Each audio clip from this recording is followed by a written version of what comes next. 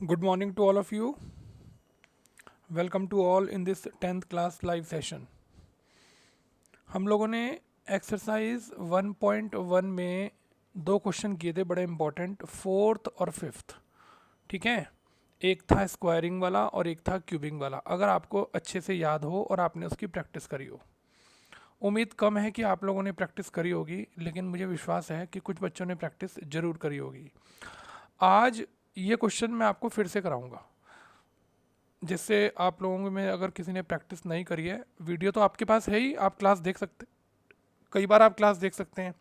लेकिन फोर्थ और fifth question मैं एक बार आपको आज और कराऊंगा. लेकिन फोर्थ क्वेश्चन जो बुक में है वो ना कराकर उसके जैसा एक एक्स्ट्रा क्वेश्चन मैं आपको कराऊंगा, और फिफ्थ क्वेश्चन ठीक बुक वाला कराऊंगा, जिससे आपको इसके बाद की जो क्लासेस हैं वो बहुत अच्छे से समझ में आ सकें.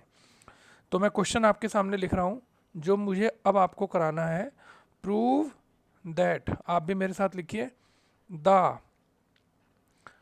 Square of any positive integer is of the form 5Q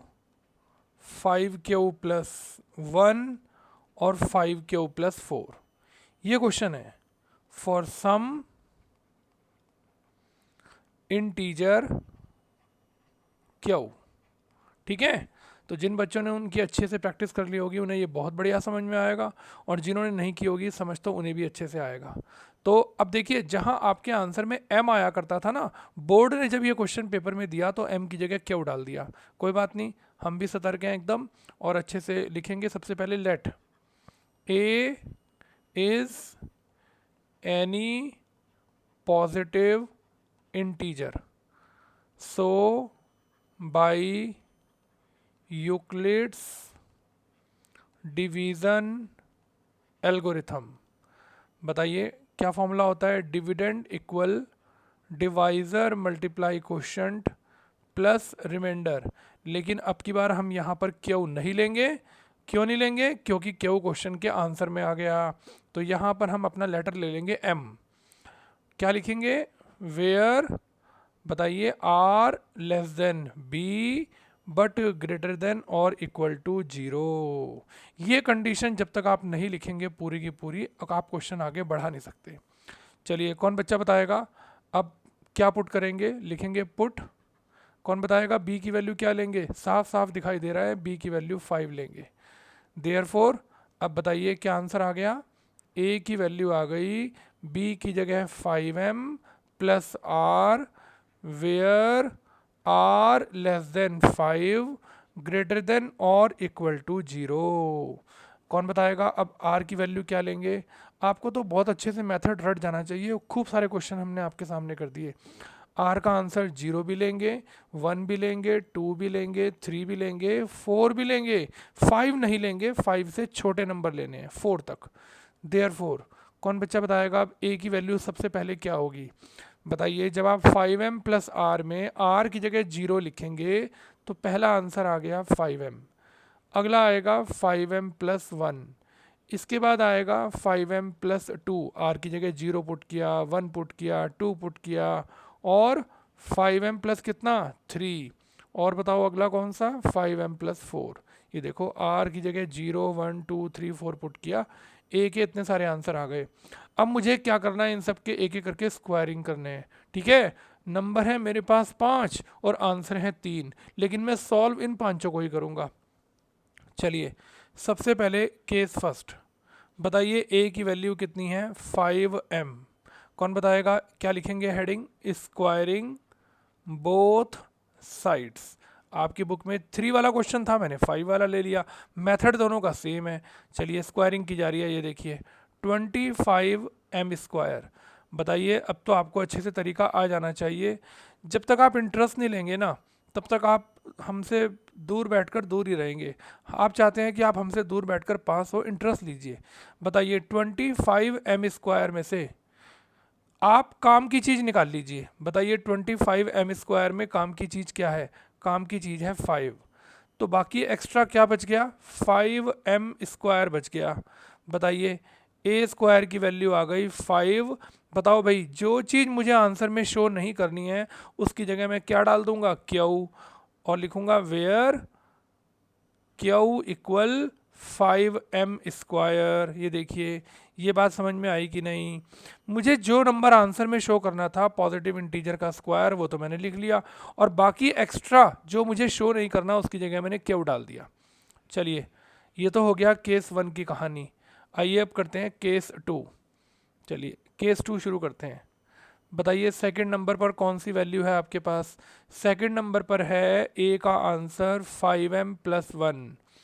फिर से मैं लिखने जा रहा हूँ हेडिंग स्क्वायरिंग बोथ साइड्स। चलिए स्क्वायरिंग करते हैं। ए के ऊपर स्क्वायर लगाते हैं, 5m+1 के ऊपर स्क्वायर लगाते हैं।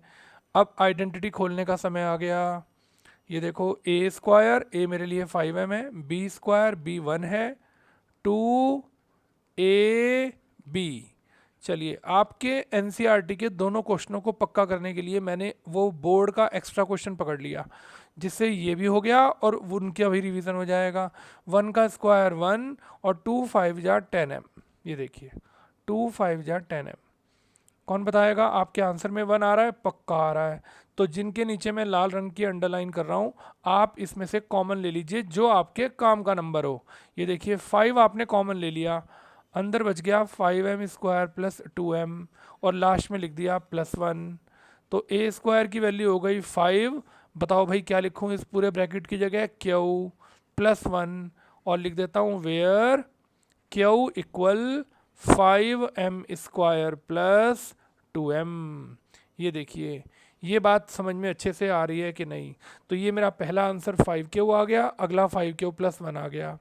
अब मैं केस 3 लिख रहा हूँ। केस 3 है मेरे पास, आइए केस 3 करते हैं। केस थर्ड के अंदर बताइए ए की वैल्यू कितनी है। ए की वैल्यू है 5m, आप ले चुके, 5m+1 ले चुके, अब नंबर है 5m+2 का। फिर से लिखते हैं स्क्वायरिंग बोथ साइड्स। चलिए दोनों तरफ स्क्वायरिंग करते हैं। ए के ऊपर भी स्क्वायर लगाया और 5m+2 के ऊपर भी स्क्वायर लगाया। ये देखिए, a + b का होल स्क्वायर आ गया। a कौन है, 5m, b कौन है, 2, 2ab। ये देखो, a + b होल स्क्वायर होता है a² + b² + 2ab। कौन बताएगा। 5m के ऊपर स्क्वायर लगाएं तो क्या आएगा, 25m², 2 का स्क्वायर 4, और 2 2 जा 4, 5 जा 20m। ये देखिए, और आपके आंसर में 4 भी आ रहा है। तो बताइए क्या लिखेंगे, कौन बच्चा जवाब देगा। यहाँ ऊपर कर देते हैं, फिर अगला नंबर अगले पेज पर लेंगे। तो ए स्क्वायर की वैल्यू आ गई। बताइए 25m² और 20m में से 5 कॉमन ले लो, अंदर क्या बच गया, 5m² + 4m, और साथ में चल रहा है प्लस का 4। कौन बताएगा इस बड़े से ब्रैकेट की जगह अब क्या लिख दिया जाए, क्यू +4। क्या लिखेंगे, where Q equal 5m² + 4m। ये देखिए, ये आपका तीसरा आंसर भी आ गया। ठीक है, अब आंसर तो तीनों आ चुके, लेकिन अभी भी 2 टर्म बची हुई हैं, तो इन दोनों टर्म को भी आपको सॉल्व करके दिखाना पड़ेगा। आइए अगला लिखते हैं 5m+3। तो केस फोर्थ, ए की वैल्यू है 5m+3। ये देखिए, ए 5m ले चुके, 5m+1 ले चुके, 5m+2 ले चुके, अगला नंबर है 5m+3। तो क्या लिखेंगे, फिर से लिखेंगे स्क्वायरिंग बोथ साइड्स। ये देखिए, दोनों तरफ स्क्वायरिंग की जा रही है, स्क्वायरिंग बोथ साइड्स। ए के ऊपर भी स्क्वायर लगा दिया, और 5m+3 के ऊपर भी क्या लगा दिया, स्क्वायर। ये देखिए, दोनों के ऊपर स्क्वायर लग गया। कौन बताएगा, a + b का होल स्क्वायर। a कौन है, 5m, b कौन है, 3, 2 × 5m × 3। ये देखो, a + b होल स्क्वायर का फॉर्मूला a² + b² + 2ab। चलिए 5m का स्क्वायर हो गया 25m², 3 का स्क्वायर हो गया 9, 2 5 जा 10, 3 जा 30m। अब आपके पास चेक करिए, आंसर में 9 तो है नहीं, आप जब आपके पास आंसर में 9 नहीं है तो बताइए आप क्या करेंगे। अब ए स्क्वायर की वैल्यू हो गई, बताइए कौन बच्चा बताएगा। ये देखिए आंसर में आपके पास कहीं पर भी 9 नहीं है, तो अब आप क्या करेंगे। ये देखिए अगर आप अच्छे से दिमाग लगाएं और आप क्वेश्चन में इंटरेस्ट ले रहे हैं तो आप 9 को 5+4 लिख देंगे। बताइए 9 की जगह लिख देंगे अब आप 5+4। ये देखिए कौन बताएगा शुरू की 3 टर्म में क्या कॉमन है। देखिए आपका काम बढ़िया हो रहा है, 5 कॉमन ले लीजिए, अंदर बच गया 5m² प्लस का 6m और प्लस का 1 और +4 आपने अलग लिख दिया। ये देखिए ठीक है। अब बताइए इस बड़े से ब्रैकेट की जगह आप क्या डाल देंगे, Q+4 और लिख देंगे where Q = 5m² plus 6m+4 और ये आपके इस क्वेश्चन का आंसर आ गया। बताइए बताइए कहानी अच्छे से समझ में आएगी नहीं आई। ये ए की वैल्यू स्क्वायरिंग कर दी और फॉर्मूला खोल दिया और 9 को 5+4 लिख दिया, पूरे तीनों में 5 कॉमन लेकर क्यू लिख दिया और +4। ये देखिए आपका आंसर फिर से रिपीट होना शुरू हो गया, पॉजिटिव इंटीजर का स्क्वायर फिर से रिपीट होना शुरू हो गया। इन्हीं में से आंसर आएंगे अब आपके। चलिए केस नंबर 5 ले लेते हैं। शो सारे करने हैं, चाहे आंसर शुरू के 3 से आ गया हो लेकिन आपको शो सभी करने पड़ेंगे। ए की वैल्यू हो गई 5m+4, हेडिंग लिखेंगे स्क्वायरिंग बोथ साइड्स। ये देखिए ए के ऊपर भी स्क्वायर लगा दिया और 5m+4 के ऊपर भी स्क्वायर लगा दिया। आइए फॉर्मूला खोलते हैं। ए है मेरे लिए 5m और बी है मेरे लिए 4 और 2ab। बताइए 25m², 4 का स्क्वायर 16, 40m। अब आपको ये डिसाइड करना है कि अब आप क्या लिखने वाले हैं। बताइए जिससे आपका आंसर आ जाए, क्या लिखेंगे, कौन बच्चा बताएगा। 16 को क्या लिखेंगे जिससे आपका आंसर आ जाए। देखिए मैं क्या लिख रहा हूँ 15+1। अब आप सोचोगे सर आपको कैसे पता चला। भाई ऐसा नंबर लिखना है जो आंसर में भी आखिरी का शो हो जाए और शुरू की 3 टर्म में कॉमन भी आ जाए। अच्छा आप बताओ नहीं तो क्या लिखोगे भाई, 12+4 लिखोगे, 4 आपके आंसर में आ रहा है लेकिन 12 इसमें कुछ कॉमन नहीं आ रहा। ठीक है ना, 5 कॉमन चाहिए आपको, 5। इसलिए आपको ऐसी टर्म बनानी पड़ेगी, दिमाग लगाना पड़ेगा, प्रैक्टिस से आएगा, बिना प्रैक्टिस के नहीं आएगा। 5 कॉमन ले लिया, अंदर बच गया 5m² प्लस 8m प्लस 3 और +1 आपने अकेले कर दिया। क्या लिखेंगे, इस पूरे से ब्रैकेट को क्यू डाल देंगे और +1 और लिख देंगे where Q = 5m² plus 8m plus 3। ये देखिए ठीक है। तो क्या आंसर लिखेंगे लास्ट में स्टेटमेंट, आंसर आएगा therefore square of positive integer are in the form of 5Q, 5Q+1 और 5Q+4 और ये आपका क्वेश्चन प्रूव्ड हो गया। ठीक है, अब मैंने आपको बिल्कुल आपके एनसीईआरटी जैसा एक और क्वेश्चन करा दिया जिससे आपका दिमाग ओपन हो क्वेश्चन के लिए। आप ब्रॉड माइंडेड होकर मत पढ़ें, क्वेश्चन को अच्छे से समझें, दिमाग खोल के बहुत अच्छे से पढ़ें।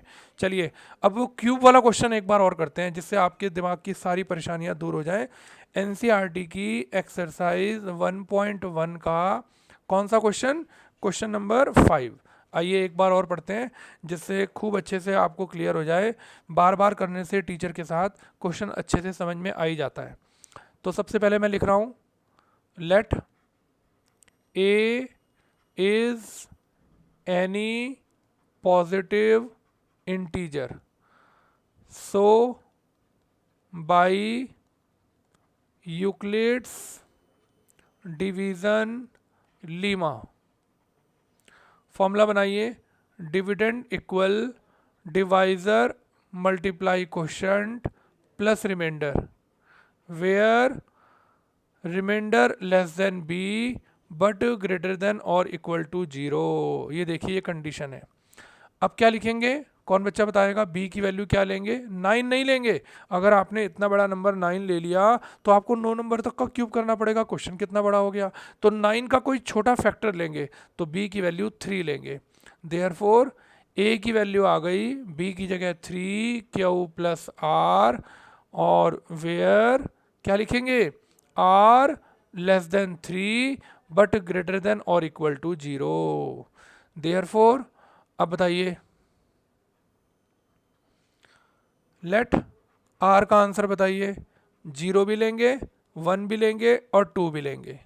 कौन बच्चा बताएगा, ए का आंसर क्या क्या हो गया, आर की जगह 0 पुट करेंगे तो 3 क्यू, 1 पुट करेंगे तो 3 क्यू प्लस 1, और 2 पुट करेंगे तो 3 क्यू प्लस 2।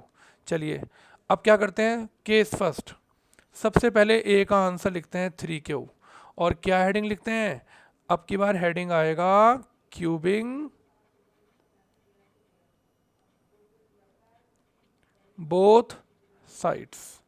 चलिए क्यूबिंग करते हैं, ए के ऊपर 3 पावर, और 3 क्यू का जब क्यूब करेंगे तो 27 क्यू क्यूब आएगा। ठीक है, अब पॉजिटिव इंटीजर का क्यूब चल रहा है। अब आप अपना आंसर देख लीजिए, इसमें से आंसर वाला नंबर अलग कर दीजिए और बाकी को एक्स्ट्रा लिख दीजिए।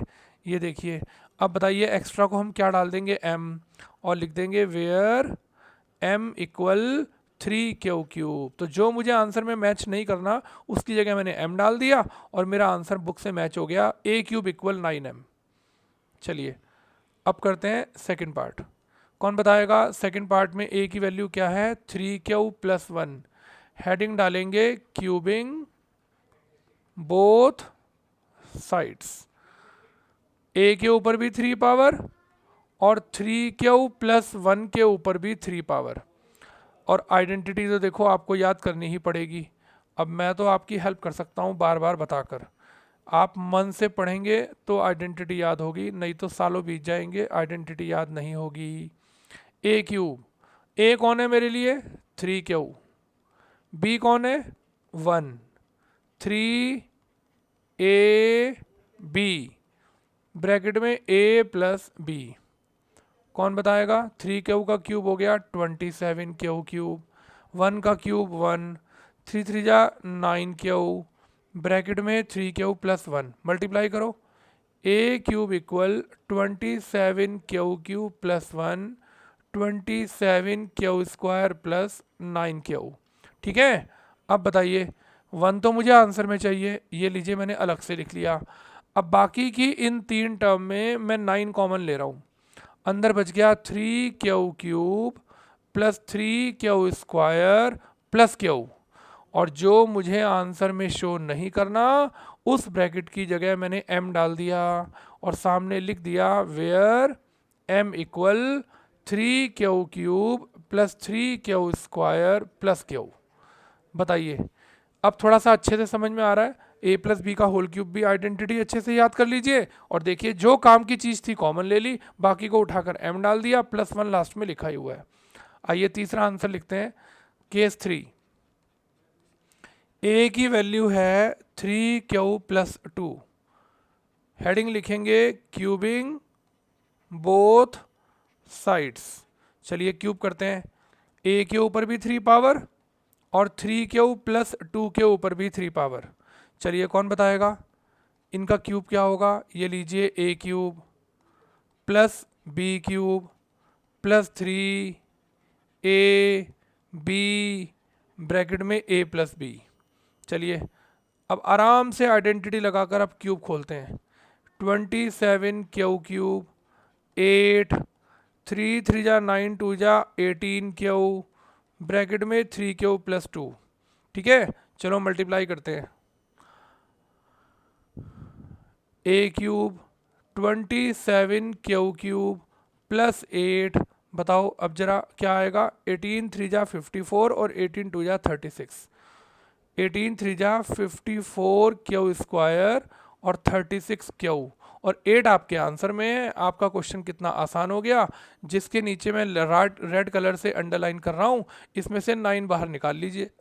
बताइए क्या बचेगा, 3 क्यू क्यूब 6 क्यू स्क्वायर और 4Q और 8 लगा दिया लास्ट में।